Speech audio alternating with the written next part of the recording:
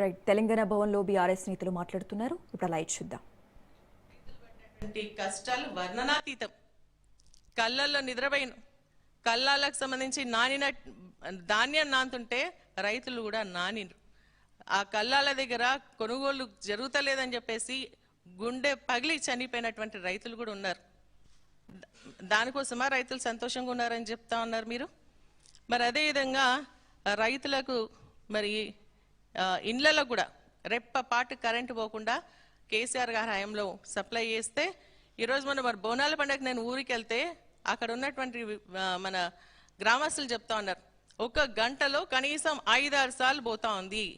మరి అది కూడా లో వోల్టేజ్తో వస్తుంది. మీరేమో గృహజ్యోతి 200 యూనిట్లు ఫ్రీ కరెంట్ అంటున్నారు. మీరు నాణ్యమైనటువంటి కరెంట్ సప్లైయే చేస్తలేరు. మరి ఇంకా 200 యూనిట్లు రాకపోతే ఇంకేం వస్తుంది అని చెప్పేసి నేను ఈ సందర్భంగా ప్రశ్నిస్తా ఉన్నాను. మరి అదేవిధంగా రైతులకు రైతు భరోసా ఇచ్చినామని గొప్పగా చెప్పుకుంటున్నారు.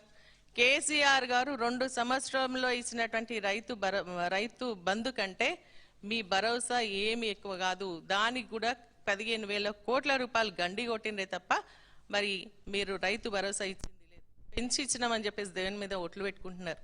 మీరు ఆ రోజు మేనిఫెస్టోలో ఏం చెప్పిండ్రు? రైతు బంధు 15,000 రూపాయలు ఇస్తామన్నారు. రైతు కూలీలకు కౌలు రైతులకు కూడా 12,000 రూపాయలు ఇస్తామన్నారు. ఎక్కడ ఇచ్చిందని చెప్పేసి ఈ సందర్భంగా నేను ప్రశ్నిస్తా ఉన్నాను. దానికోసమా రైతులు సంతోషంగా ఉన్నారని చెప్పేసి నేను అడుగుతా ఉన్నాను. ఈరోజు రైతులకు సంబంధించి మరి బోనస్ ఇస్తున్నామన్నారు. అదొక బోగస్. ఇంతవరకు బోనస్ ఒక్క రైతు కూడా సక్రమంగా రాలేదన్న విషయం మీకు తెలియదా అని చెప్పేసి అడుగుతా ఉన్నాను. మరి దానికి వడ్లకు సంబంధించి ఈ వెరైటీ పెట్టాలి, ఆ వెరైటీ పెట్టాలని చెప్పేసి నానా ఆంక్షలు పెట్టి ఈరోజు రైతులను ఇబ్బంది పెడుతుంది మీరు కాదా అని చెప్పేసి కూడా నేను ఈ సందర్భంగా అడుగుతా ఉన్నాను.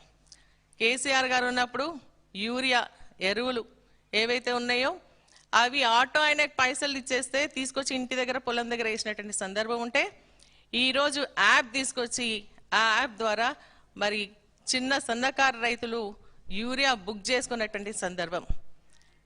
రాష్ట్ర ప్రభుత్వం ఇట్లా చేస్తుంది ఈ యాప్ల ద్వారా రైతులు ఇబ్బంది పడుతుంటే కేంద్రంలో ఉన్నటువంటి కేంద్ర ప్రభుత్వం ఇంకొక కొత్త యాప్ తీసుకొచ్చింది. రాష్ట్ర ప్రభుత్వం యాప్ పక్కకు పోయింది, ఇప్పుడు కేంద్ర ప్రభుత్వం యాప్ వస్తుంది. దీని ద్వారా రైతులు రిజిస్ట్రేషన్ చేసుకోవాలా. దీనికి సంబంధించి జిల్లా యాజ్ ఎ యూనిట్గా తీసుకోవడం వల్ల కనీసం ఒక 5 నిమిషాలు కూడా యూరియా కానీ డిఏపి కానీ ఏవి కూడా అందుబాటులో లేకుండా పోతా ఉన్నాయి.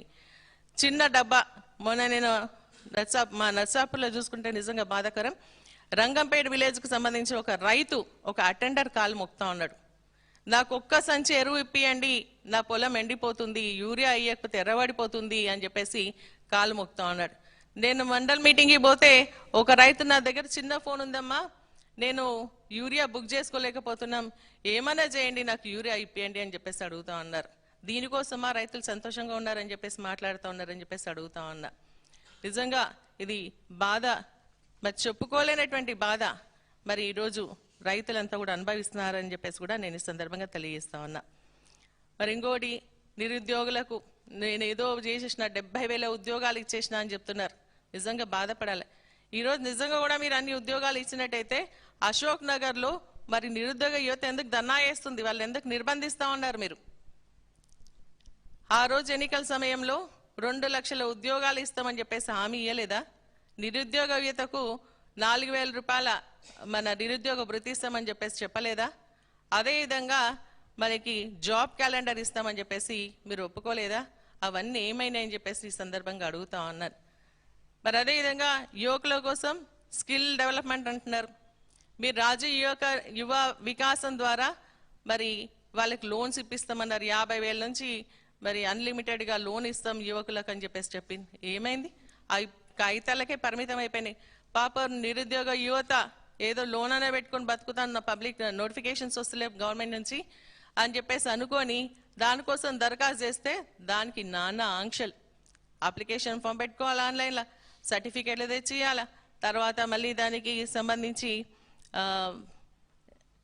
ఏమంటున్నారు సిబిల్ స్కోర్ ఉంటేనే లోన్ ఇస్తారంట. మరి ఇంకా మీరు లోన్ ఇచ్చేది ఏంది? మామూలుగా కూడా పోతే కూడా సిబిల్ స్కోర్ ఉంటేనే లోన్ ఇస్తారు. మరి ప్రభుత్వం ఇంకా ప్రత్యేకంగా ఇచ్చే లోన్ ఏంటి? దానికైనా మోక్షం వచ్చిందా అంటే ఇంతవరకు మోక్షం లేదని చెప్పేసి కూడా నేను ఈ సందర్భంగా తెలియజేస్తున్నాను. విద్యార్థుల జీవితాలతో ఆడుకుంటున్నారు, మీరు గొప్పగా చెప్పుకుంటున్నారు. మరి ఈరోజు స్కాలర్షిప్లు ఇయ్యక దాదాపు 30 లక్షల మంది మరి విద్యార్థులు బాధపడతా ఉన్నారు. స్కాలర్షిప్లు మీరు ఇవ్వకపోవడం వల్ల వాళ్ళ సర్టిఫికేట్లు కాలేజీలనే ఉన్నాయి. అవి వస్తే వాళ్ళకు ఉద్యోగ అవకాశాలు వచ్చినా ఈ సర్టిఫికేట్ లేకపోవడం వల్ల వారు ఉద్యోగ అవకాశాలు కూడా కోల్పోతా ఉన్నారు అని చెప్పేసి కూడా నేను ఈ సందర్భంగా తెలియజేస్తా ఉన్నాను. మరి అదేవిధంగా హాస్టల్లో ఉన్నటువంటి విద్యార్థులను కూడా సరైనటువంటి భోజనాలు లేక ఈరోజు కలుషిత ఆహారం తిని చనిపోయినటువంటి సందర్భాలను కూడా నేను గుర్తు చేస్తా ఉన్నాను. మరి అదేవిధంగా రేవంత్ రెడ్డి గారు చెప్తా ఉన్నారు ఏంటంటే, ఈ రేవంత్ అన్న మాట ఇస్తే మరి నిలబెట్టుకుంటాడు తప్పదని చెప్పేసి అంటున్నాడు. మరి నేను అడుగుతా ఉన్నాను, మా మెదక్ జిల్లాలోనే సిగాచి కంపెనీ, ఒక సిగాచి అనే కంపెనీలో బ్లాస్ట్ అయితే అందులో ఉన్నటువంటి ఉద్యోగస్తులు చనిపోతే వారికి 1 కోటి రూపాయలు ఇస్తానని చెప్పేసి సంవత్సరంన్నర దాటుతుంది, ఇంకా ఎందుకు ఇస్తలేరంట. మరి ఇప్పుడు మాట తప్పినట్ట, నా మాట నిలబెట్టుకున్నారా అని చెప్పేసి అడుగుతా ఉన్నారు. దానికి సంబంధించినటువంటి కుటుంబాలు మరి ఇటు అధికారుల చుట్టూ చుట్టూ తిరుగుతూ ఉంటే కూడా ఇంకా వారికి ఇయ్యలేదు అని చెప్పేసి కూడా నేను గుర్తు చేస్తా ఉన్నాను.